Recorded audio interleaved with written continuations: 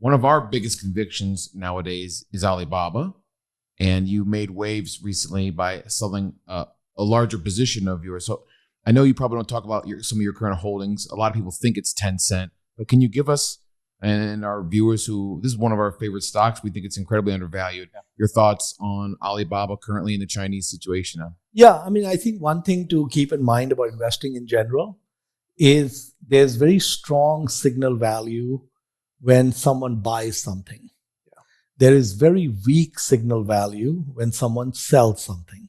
So in general, if we are looking at Buffett's portfolio and we see that he bought something, that is very important to pay attention to. But when he sells something, that is not as relevant because we buy things only for one reason. Okay? We buy things to make money. Yeah.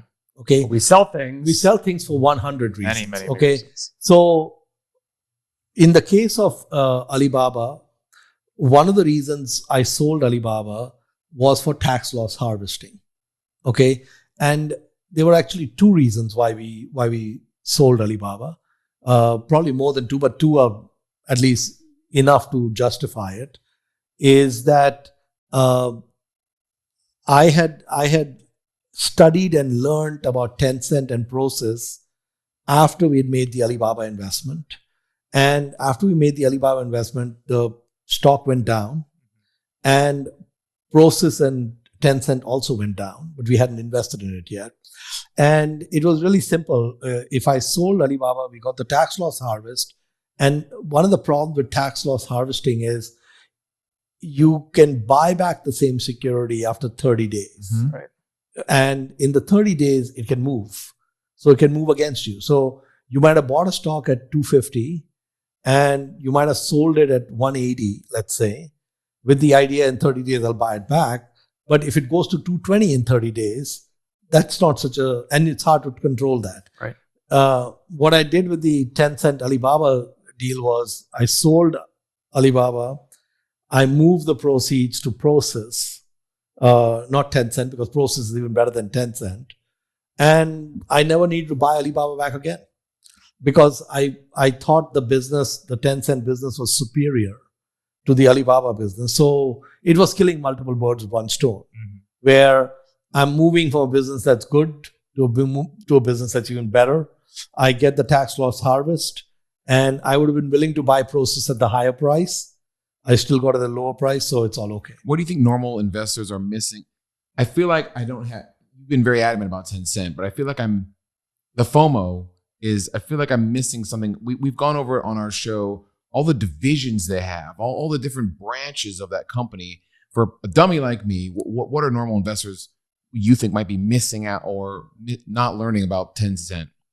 Yeah, I think Tencent is it's a mystery because they don't really explain the business. And the reason they don't explain the business is because they don't really want attention.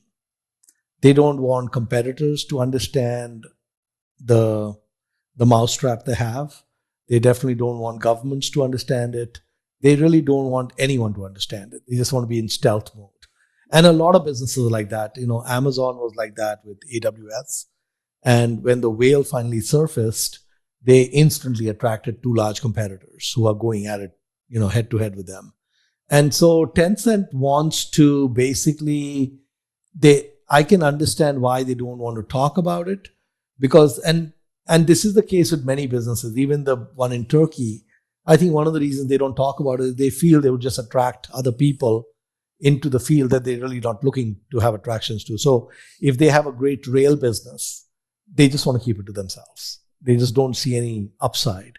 And a lot of companies do that. A lot of companies have a kind of a balancing act between what the SEC requires and what disclosures they want to make because all the competitors are reading all their annual reports and all of that. So in the case of Tencent, I was able to figure out their business and what it's all about really because of comments that Koos Becker at Naspers made. So he's been an investor for Tencent for a long time. So Tencent is really simple. At the end of the day, they have two businesses.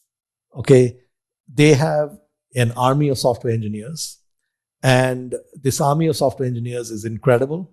And it's a very high-powered army, and they can produce a wide range of things which are very valuable in this digital economy that we're in. They've chosen in the past to direct that army towards video games, messaging, now with AI and with cloud and so on. They've put it into a few areas, but they can really direct that army anywhere they want, right? And when Tencent puts money into its digital army, historically they've generated 65% annualized returns on that investment, which is easy to understand because it's a bunch of software. If you put out a video game and suddenly 1 billion people are using it, you're going to make a killing on that, right? I mean, then your ROE is going to be through the roof. The problem with that business is that it cannot use the capital it generates. So it's like the MasterCard or Visa or Amex problem. These engines generate a lot of cash, or like Google search engine generates a lot of cash, cannot use it. And so Tencent basically, every $1 billion they spend allows them to hire about 4,000 software engineers. Once you get to hiring 10, 20, 25,000 software engineers net in a year, net of the attrition, you start running out of places to hire them from.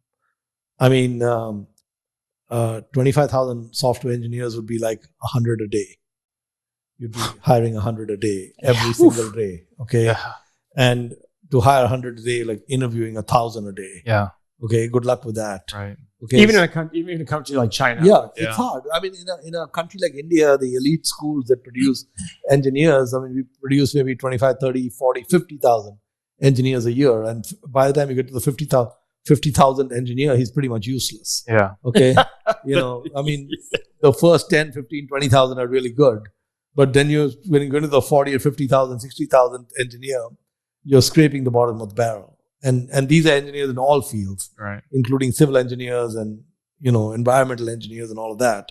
So it's not just software people. So to actually get software engineers at that size is not easy. So Tencent puts money into their engineering as much as they can. And then they, of course, have to figure out how they fire that bazooka, how do they use that, right? And when he cannot use that money anymore, then he takes the rest of it and sends it to his second engine, which is the second bazooka, which is investing in early stage businesses and private deals and other things on the investing side. And there they have a really good track record. They've historically done about 35% a year, which is exceptional. It's an exceptional record. And that engine has been able to use everything they've produced, which the other companies are not able to do. So there are only 2 companies out of all the large tech giants who are really good at capital allocation. And one is Amazon and the other is Tencent. And Amazon is not as good as Tencent because they put a lot of money into non-digital businesses. So Tencent only wants to put money into software guys, nothing else. And they know when they put money into software guys and they can get some really good guys, they can hit it out of the park, right? I mean, like, if you look at WeChat, probably a team of no more than 20, 30 people built it. Yeah. And it's so ubiquitous, right? And so Alibaba is not as digital as Tencent. Alibaba's capital allocation engine is more sporadic. It's more ad hoc. It's like kind of like Microsoft or Google, where they have a lot of cash. Once in a while, some deal comes up, they do it. Tencent doesn't work like that. Tencent deliberately takes all the cash they generate and pumps it out. Right. So I think that if you have a redeployment engine, which Microsoft doesn't have, Google doesn't have, and most tech businesses don't have, it gives you a huge edge. So for me, it was, I preferred that bet. And so I made the switch. And I wish I'd been more aggressive with that switch.